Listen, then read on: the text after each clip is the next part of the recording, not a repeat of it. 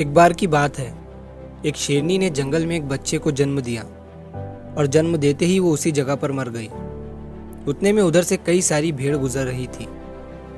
वो शेर का बच्चा जिसने अभी अभी दुनिया में कदम रखा था, वो उन भेड़ों के साथ मिलकर चला गया। अब वो शेर का बच्चा एक भेड़ की तरह पलने लगा और उन भेड़ों के साथ रहकर वो खुद को भी एक भेड़ ही समझने लगा था। उसने कभी मांस नहीं खाया और वो भेड़ों के साथ मिलकर घास खाने लगा था। उसे कुछ आइडिया ही नहीं था कि एक शेर कैसे रहता है और कैसे अपनी जिंदगी गुजारता है, और उसे ये तक नहीं पता था कि वो एक शेर है, क्योंकि उसके चारों तरफ भेड़ ही भेड़ थी और भेड़ों के ही साथ वो पलने लगा था। उसने कभी शेर की तरह नहीं दहाड़ा।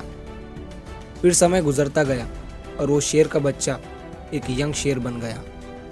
वो भेड़ों के झुंड में अलग ही दिख रहा था, लेकिन भेड़ों के साथ रहकर भेड़ों को उसकी आदत हो गई थी। एक दिन एक बूढ़े शेर ने उन भेड़ों के झुंड पर हमला कर दिया। जब उस बूढ़े शेर ने भेड़ों के झुंड में इस यंग शेर को देखा तो वो हैरान हो गया। उसे अपनी आंखों पर विश्वास नहीं हो रहा था। उसने देखा कि एक यंग शेर भेड़ों के साथ घूम रहा है। उसने पहले कभी ऐसा नहीं देखा था। वो ये भूल गया कि वो वहां पर भेड़ों को पकड़ने आया था। उसने सोचा कि वो उस शेर से बात करेगा और पूछेगा कि ये सब क्या हो रहा है। उस बूढ़े शेर ने भेड़ों के झुंड पर फिर से हमला किया उस शेर को पकड़ने के लिए।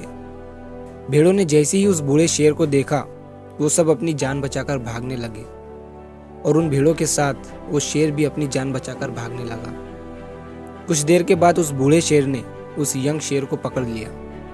बूढ़े शेर ने उस यंग शेर से कहा, अरे बेवकूफ, तू मुझे देखकर भाग क्यों रहा है?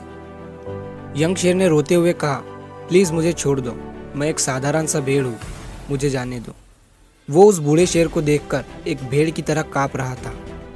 बूढ़ा शेर ये सुनकर हैरान हो गया और वो समझ गया कि यहाँ पर क्या हो रहा था। वो बूढ़ा शेर उस यंग शेर को एक नदी के पास लेकर गया। यंग शेर वहां से भागने की कोशिश कर रहा था, लेकिन बूढ़े शेर ने उसे नदी की तरफ धकेलते हुए कहा कि अपने आप को इस पानी में देखो। नदी का पानी पूरी तरह से शांत था। बूढ़े शेर ने यंग शेर से कहा कि अपने फेस को इस नदी में देखो और मेरे फेस को देखो। अपनी बॉडी को इस नदी में देखो और मेरी बॉडी को देखो। उस यंग शेर ने डरते हुए अपना फेस नदी में देखा, और जैसे ही उसने अपना फेस नदी में देखा तो वो हैरान हो गया।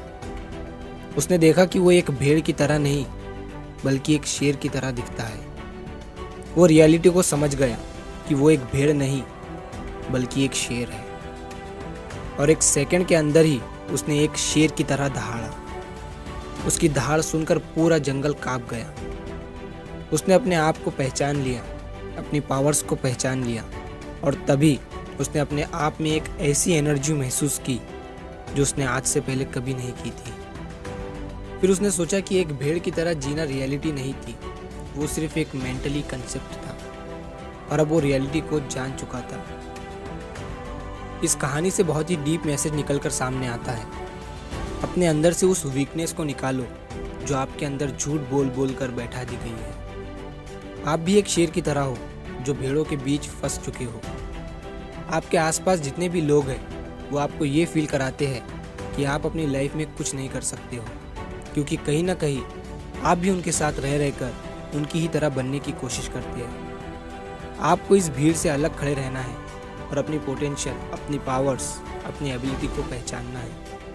और जिस दिन आप अपनी पावर्स, अपनी एबिलिटी को पहचान लोगे उस शेर की तरह, तब आपको दहाड़ने से कोई भी नहीं रोक पाएगा। कोई भी आपको आपकी सक्सेस के राह से भटका नहीं पाएगा।